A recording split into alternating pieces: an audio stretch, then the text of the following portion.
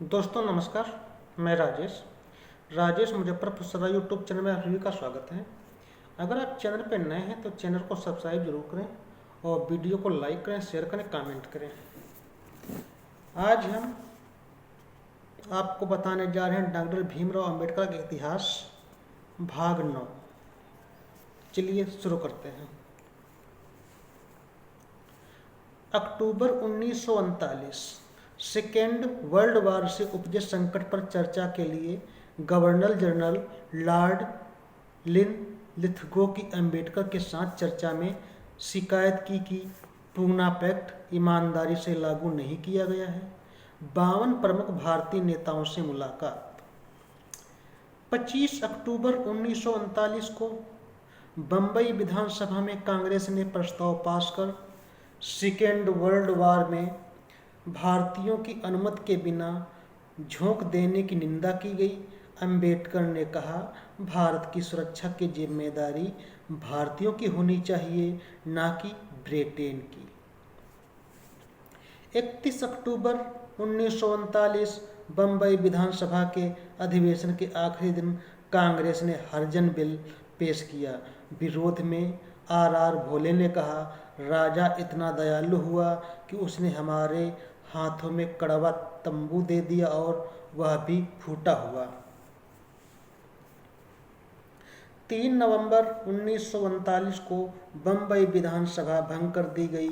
इसके साथ ही बाबा साहेब की विधानसभा की मेंबरशिप भी खत्म हो गई।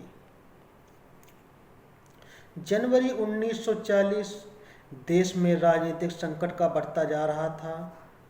19 मार्च 1940 को महाड़ में आयोजित समारोह में शामिल सत्याग्रह की जीत पर आयोजित 10,000 लोगों की सभा में कहा कि सारी ताकत राजनीतिक सत्ता को हासिल करने के लिए झोंकी जा रही है, जो गलत है। आर्थिक समृद्धि के बिना हमारा उद्धार नहीं हो सकता। अप्रैल 1940 को कांग्रेस ने देश के बंटवारे के विचार की निंदा की। जिन्ना ने कड़ा रूप अपनाया, मुसलमानों के लिए अलग देश की मांग। अंबेडकर सारी घटनाओं पर बारीकी से नजर रखते हुए पूरी तरह सचेत। मई 1940 को सेकेंड वर्ल्ड वार तेजी से आग पकड़ता जा रहा था। हिटलर ने यूरोप के छोटे देशों पर कब्जा किया। कांग्रेस ने शर्त के आधार पर ब्रिटेन सरकार को युद्ध में सहयोग का भरोसा किया। मई 1940 को कांग्रेस पार्टी में घमासान। सुभाष चंद्र बोस अध्यक्ष पद से हटाए जाने पर नाराज। 22 जून 1940 को सुभाष चंद्र की अंबेडकर से मुलाकात। बोस ने कांग्रेस के खिलाफ उम्मीदवार खड़ा करने से मना किया। अछूतों की समस्याओं पर भी कोई ठोस जवाब नहीं मिलने पर दो महान देशभक्तों की वैचारिक यात्रा आगे नहीं बढ़ पाई। जुलाई 1940 को ब्रिटेन का पूरा ध्यान विश्व युद्ध की तरफ व उससे बुरी तरह उलझ गया था। कांग्रेस ने युद्ध में भाग लेने का विरोध किया। कांग्रेस के कई नेता गिरफ्तार।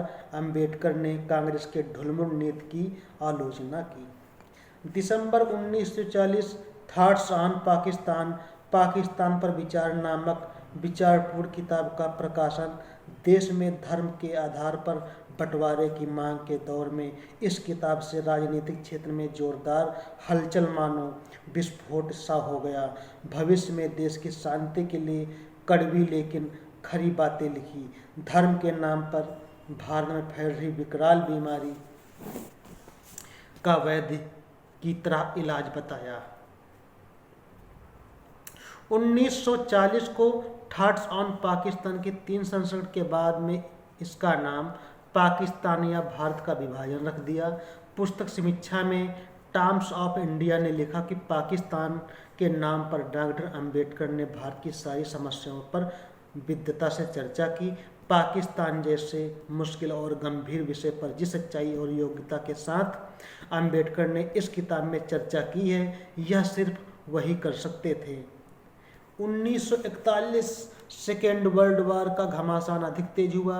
ब्रिटिश सरकार का सारा ध्यान युद्ध जीतने की ओर। वायसराय लॉर्ड लिथगो ने अंबेडकर को डिफेंस एडवाइजरी कमेटी का मेंबर बनाया।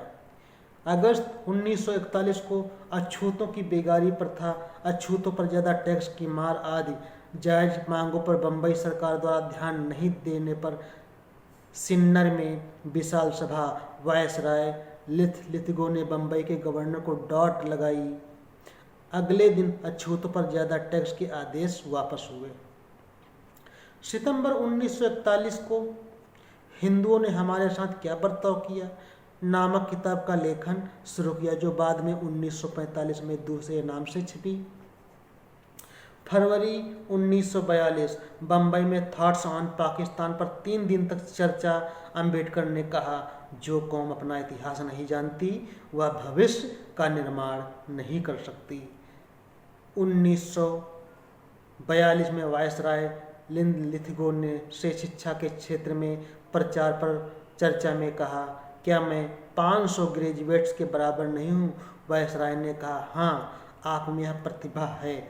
मार्च 1942 में भारत के राजनीतिक समस्या के समाधान के लिए वह आज़ादी संबंध में स्टफर्ड क्रिप्स योजना के साथ भारत आए।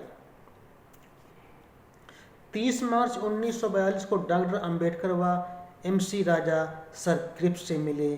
क्रिप्स योजना के अनुसार वर्ल्ड वार खत्म होते भारत का संविधान बनाया जाए। 14 अप्रैल 1942 को वंचितों के बेताज बादशाह बाबा साहेब का जन्मदिन देश भर में सप्ताह भर तक गोष्ठियों, सभाओं, जुलूसों और सांस्कृतिक कार्यक्रमों के द्वारा धूमधाम से मनाया गया। 19 अप्रैल 1942 को जन्मदिन समारोह का मुख्य कार्यक्रम बम्बई की चौपाटी पर आचार्य दोंदे जयकार गुरु M जोशी बम्बई शरीफ बैग ने गुणगान किया। अंबेडकर को 580 रुपये की थैली भेंट की। 21 अप्रैल 1942 को देश के सभी अखबारों ने अंबेडकर की निस्वार्थ सेवा व त्याग व प्रतिभा की सराहना की। 25 जून 1942 को भारत के वायसराय ने अपनी एग्जीक्यूटिव काउंसिल में मेंबर्स की संख्या बढ़ाने का फैसला किया। 2 जुलाई 1942 को भारत के वायसराय ने अपनी एग्जीक्यूटिव काउंसिल में अंबेडकर को शामिल किया, लेबर मिनिस्टर का कार्यभार सौंपा। इसके अलावा PWD व माइंस डिपार्टमेंट भी दिए। इस गौरवशाली नियुक्ति पर देश विदेश से ढेरों बधाई संदेश आए। 5 जुलाई 1942 को नेशनल डिफेंस काउंसिल की मीटिंग में भाग लेने के लिए बम्बई से दिल्ली पहुंचे।